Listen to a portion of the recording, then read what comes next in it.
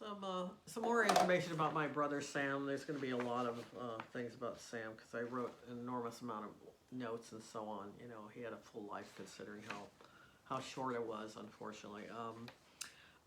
His name was Samuel Charles Evans.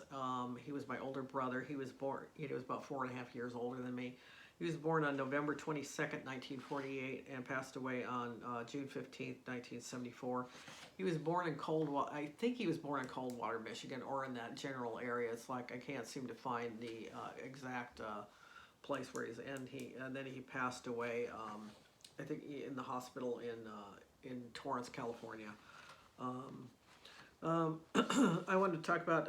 It's like he would take me to concerts. You know, after he broke up with his wife, we actually got pretty close again, and so we were doing things together, like we were buddies and stuff. So we went to a lot of concerts and so on.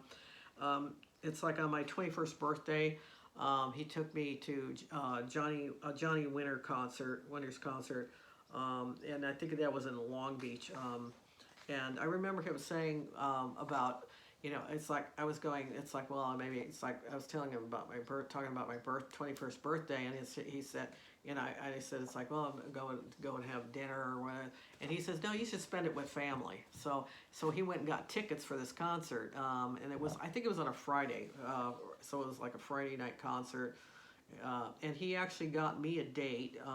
Unfortunately, I can't remember the guy's name. And then we actually went out just one time after that, but we didn't become like an item or anything. And then I got him a date too. Cheryl Jones. It's like I actually remember her name. She was from work and everything, and so that was, you know, so he'd have somebody around and stuff. He didn't date her or anything, but after that, anyway, yeah, that was in Long Beach. Let's see. And then, let's see. I want to. I remember Sam living with our grandmother for a while, a short time. You know, he was just, I guess, looking for a place to live as a young adult, and so and I don't know what time frame it was, but I know he lived with my grandmother. She lived at, I think it was 1037 West 164th Street in Gardena. It's an old Victorian-looking house. I don't know if that's the right word, Victorian. But it's one of the older houses in Gardena. It was built in the early 1900s, and really neat house. It's now actually owned by the Catholic Church. I think seminary students stay there. And because there's a lot of, you know, there's a Catholic school there right in that area. You know, there's, you know, I think there's a convent. You know, it's like in a place where the priests stay. I don't know what it's called, but it's like they. So I know he did to stay with his grandmother. You know, and she was very fond of him because she was. Sam was her favorite grandkid. She had 5 grandkids. You know, it's like, but he was his. You know, that was a favorite. Let's see.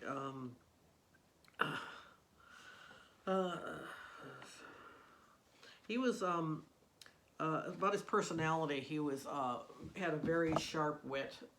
He was very intelligent. He had a very sharp wit. He very funny, and it's like, you know, it's like we would make jokes about, like, you know, it's like, hey, you want to do this or that? It's like, you know, it's like we'd say something like, you know, you want to do this or that, and one of us would say, it's like, you know, it's like, no, I think I have to take the garbage cans out that day. It's like something better to do. Yeah, he was like, yeah, I'm trying to remember the one thing. I may have already talked about it already, but there was some incident where he just snapped back at somebody. Yeah, he was really you know, it's really sharp. He was very much into science, anything science projects, anything like that. He helped me with my science project when I was in the 8th grade. You know, especially fish, and that's a whole other video about him and his love for fish. I think, you know, if he, you know, lived longer, he would have been ichthyologist, or, you know, just something, a marine biologist or something along those lines. Let's see. Let's see.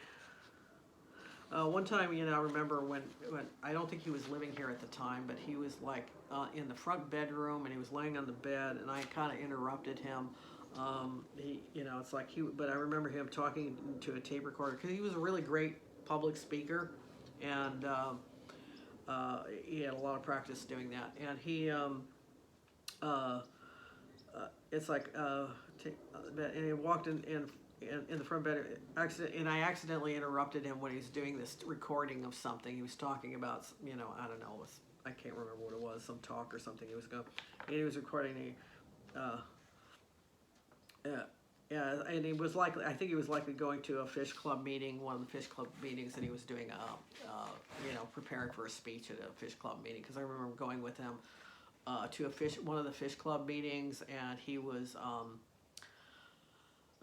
you know, it's like he gave this great speech and stuff about, you know, actually one of his other hobbies was photography, so it was about photographing fish, you know, it's like, so it was the combination of the two hobbies, and he was, you know, so he was, you know, giving a little speech about it and stuff, and how to go about doing it, because he did photograph fish and stuff. And actually somewhere we have on 8mm, we have a reel of where he went to like Marineland and just he did a film about fish. It was all fish. All those fish are probably long gone and dead by now. He did a fish meeting. And actually, I remember that club meeting. I was wearing a t-shirt. I had this. It wasn't a t-shirt, but it was a little blouse, and it was really cute. I wish we still had it. And it said Koduck Color, and it was like a duck with a camera. I thought it was really cute. And like I said, he was a really good writer and speak. It's like, let's see, and I think I'm gonna, you know, wind this up for now. It's like there's a lot more to say about him. It's like, and like I said, I'm gonna be talking more about him and his life.